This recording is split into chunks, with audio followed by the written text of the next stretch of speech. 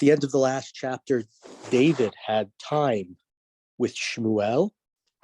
When he first met Shmuel, they didn't have really time together. Shmuel went his way, David went his way. Saul chased after David, but instead of being able to capture him, he was overwhelmed with the prophecy from being close to Shmuel again, from being close to the power of Shmuel and David, the future king, and the prophet together.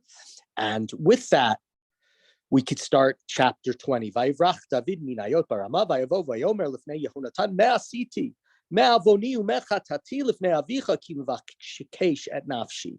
So David runs away and he finds Jonathan, his buddy, and he says, "What did I do to your dad? What sin did I do that he wants to kill me?" Vayomer lo chalila lo tamut. Hine lo yasa avi davar gadol o davar katon v'lo yiglet ozni. Umadui astir avi mimenu et hadavar hazeh ein zot. And so Jonathan says, "No, heaven forbid, my father's not going to kill you. He doesn't do anything until he tells me what his plans are, what he's doing." Vayishava od David, vayomer yadoa yada avicha, ki matzati chen beinecha, vayomer al yeda zot Yonatan pen ye'atzev, v'ulam chay Adonai v'chein nafshecha ki chefesa beini uvein hamavet. David swore, he said, "Your father knows that you're my buddy." And so he said, "Don't tell Jonathan that I'm going to kill David, but I know he wants to kill me, and I'm very close to death." Right? He was chasing after me, sent all these soldiers after me. I went out through the window. If it wasn't for the prophecy overtaking him and his guards, they would have had me. Jonathan said, "David, what do you want? Whatever you want, I'll do it for you." So we're up to verse 5. Pasuk. Vayomer David el Yonatan hinei chodesh machar v'anochi yoshev eshev im hamelech yashov eshev im hamelech la'achol v'shilachtani v'nistarti v'asadeh ad ha'erev hashlishit. So David said to Jonathan, "Tomorrow is Rosh Chodesh, and I'm going to sit with the king at the meal. And I'm not going to sit with the king at the meal. I'm going to hide. Okay? Im pakod yifkideni avicha v'amarta nishal mimeni David la'rutz beit lechem iro ki zevach hayamim sham l'chol ha'mishpacha." So if your father sees that I'm not there, right? I'm his musician, I'm his arms bearer, I'm a general in his army, and he asks where I am, say, "Oh, David went to Bethlehem. He went there because it was it was Rosh Chodesh. He wanted to be with his family, etc., etc." Which is a little bit of saying, "I'm with my family. I'm not with my king." If he says, "Great, your servant is safe," if Saul has no issue with the fact that David is not present at the palace, but instead is with his family, then that shows everything's fine. But if his anger flares up, then I'll know that he certainly wants to kill me.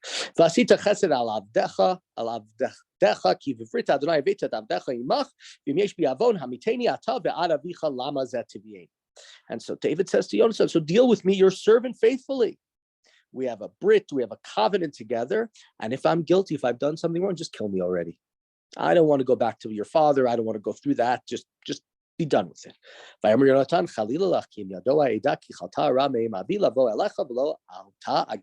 John said, "Why would you say such a terrible thing to me? If I learn that my father is going, that's his decision, is to kill you, I will surely tell you about it, and so you can be safe." David said, "So what are you going to tell me? How are you going to signal to me?" And Yonatan says to David, "Let's go out to the field," and the two of them go out to the field. Let me just pause here. It's a long chapter, but I need to say something in this. When I see two people going out to the field together, I'm brought back to the story of Cain and Hevel. That's what I'm brought back to. All those days, weeks, months, years ago, years earlier, right, where the two of them go out into the field together. And what happens is, of course, that Cain kills his brother Hevel in the field. And here we have two people who, in a sense, are in competition. The same way you could say Cain and Hevel are in competition there for God's favor. Here for God's favor, who's going to be the next king? Is it going to be the son of the current king, or is it going to be this other guy, the son-in-law of the current king, and somebody who's charmed, somebody who God is always with, somebody who's always successful? But as opposed to there, where Cain kills Hevel out of jealousy, here we see brotherhood, companionship, friendship, love between Yonatan and David. ויאמר יונתן אל דוד, אדוני אלוהי ישראל, כי אחורת אבי כעת מחר שלישית והנה טוב אל דוד ולא אז אשלח אליך גיליתי אוזנך. So Yonatan says, I swear by God, I'm going to find out what's going to happen, and by the third day, I will send a message to you. Ko yaseh Adonai Yonatan b'chol Yosef ki eitav el avi et hara alecha v'giliti oznecha v'shilachticha v'alachti l'shalom v'yi Adonai imach kasher haya im avi. But if my father harms you, my father intends to harm you, I will let you know what my father wants to do. But he says, just know, we have to have chesed between the two of us. We have to have this brit that kindness is going to be shown.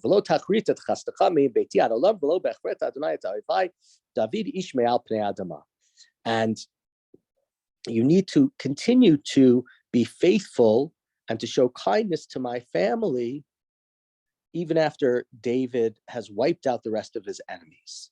And basically what Yonatan is saying there, and it's an interesting thing, is that Yonatan understands that one day David might become king. And if he becomes king, when you become king, things change. You're not the same person you used to be. You have this oath of responsibility of everybody, of all these adoring fans. Everything changes, who you were, what you are going to be. And so Yonatan is worried. Yeah, David and I are best buddies, but what's going to happen in the future if he becomes king? So we need to make this oath, make this pact to know that he's not going to, even if he changes because he becomes king, our relationship for all time will not change.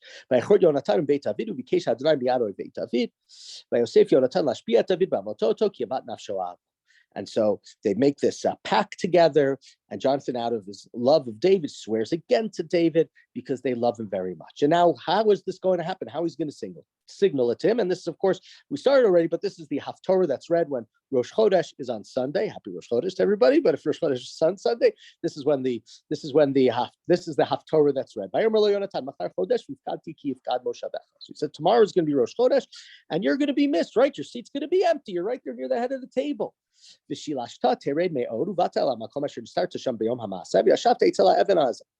on the day after tomorrow, go down to the place where you hid the last time. This is not the first time David has had to run away from Shaul. Next to Even HaEzel, next to the Ezel stone. And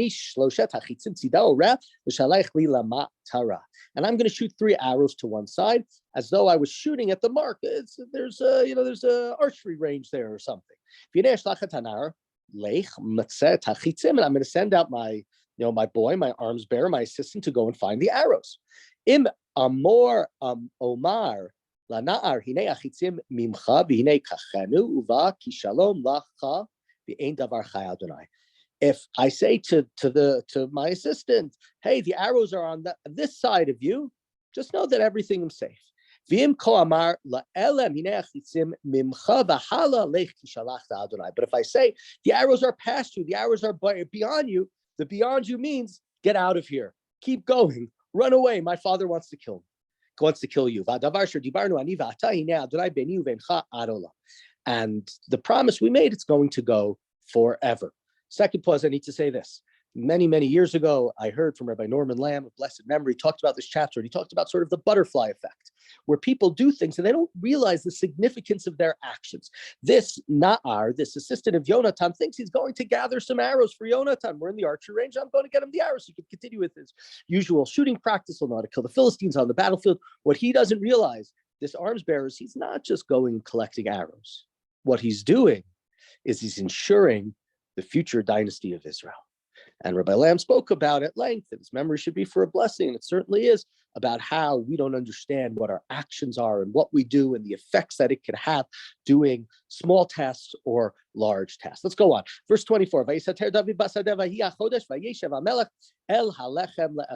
hid in the field. It was Rosh Chodesh.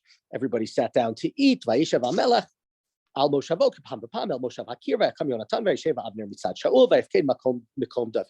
And the king sits down. Yonatan is there near him, and Avner, the general of Shaul, and his uncle is in his place right next to Shaul, and David's place is empty. David's not there. And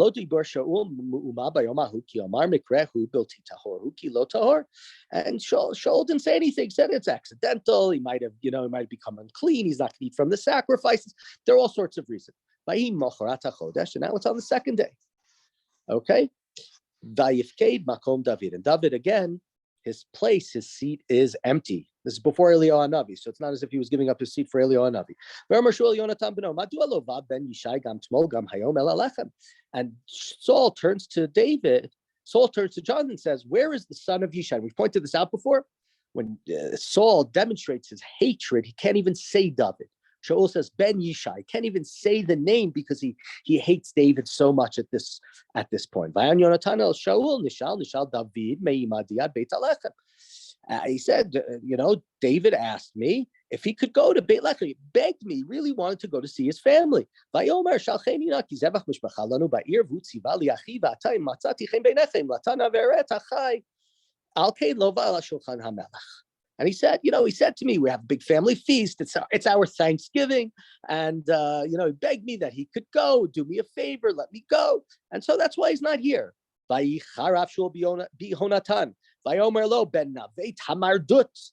Halo yadati ki bo cherata leven yishai livoshtecha ulevoshet ervat imecha. And Saul flies into a rage. His daughter Michal has already defended David when he was trying to kill him.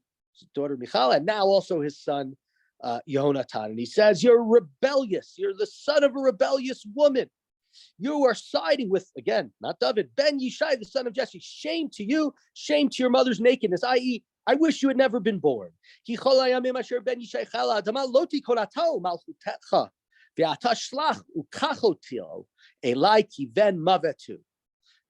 I swear, as long as the son of Jesse lives, neither you nor your kingship will be secure, which is true. Shaul is right. And so bring him to me. He is a dead man. And Yonatan says back, why is he going to die? What did he do? And Saul threw his spear. He had done this to David before, and now he's throwing his spear at Yonatan. And Jonathan here knows fully what the plans are of Shaul, what he wants to do. And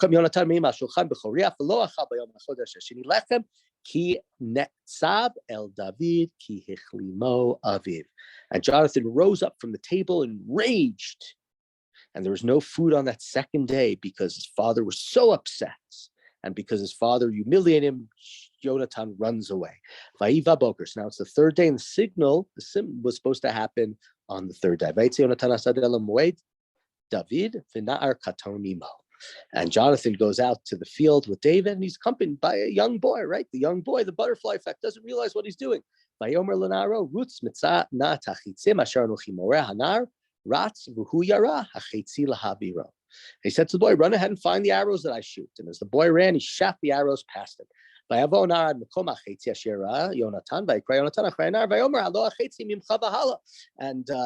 so Jonathan says that the arrows are beyond you, signaling to David, you better run away.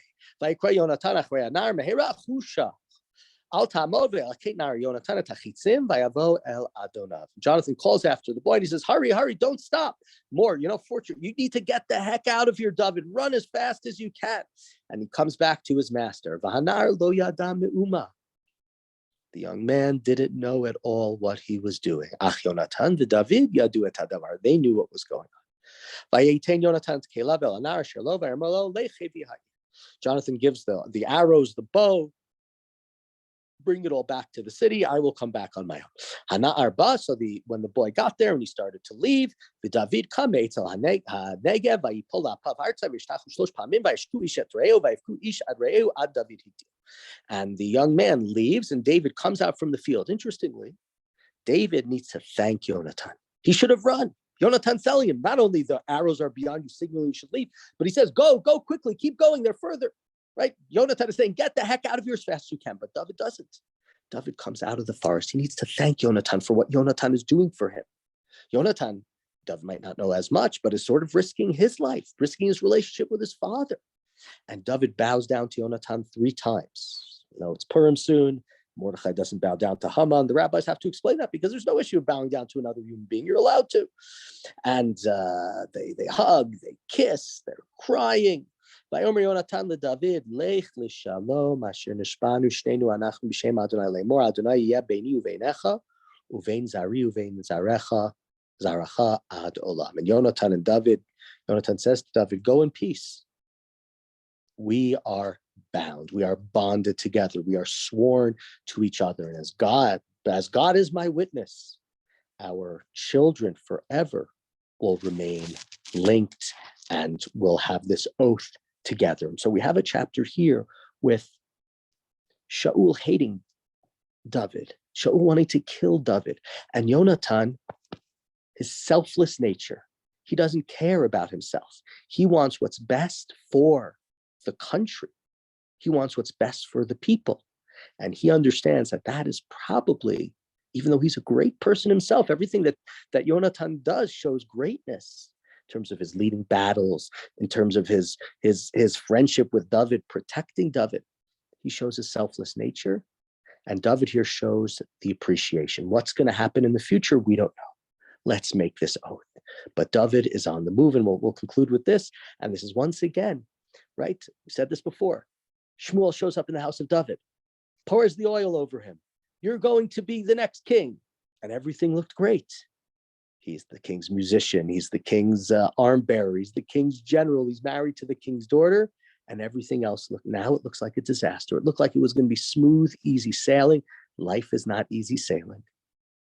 There's going to be ups and downs. There's going to be hardships. And David needs now to run away. How is he going to become king? How is he going to survive? We don't know. But at least he has one thing. He knows that he has people, even within the orbit of the palace, who are willing and ready to protect him at any cost.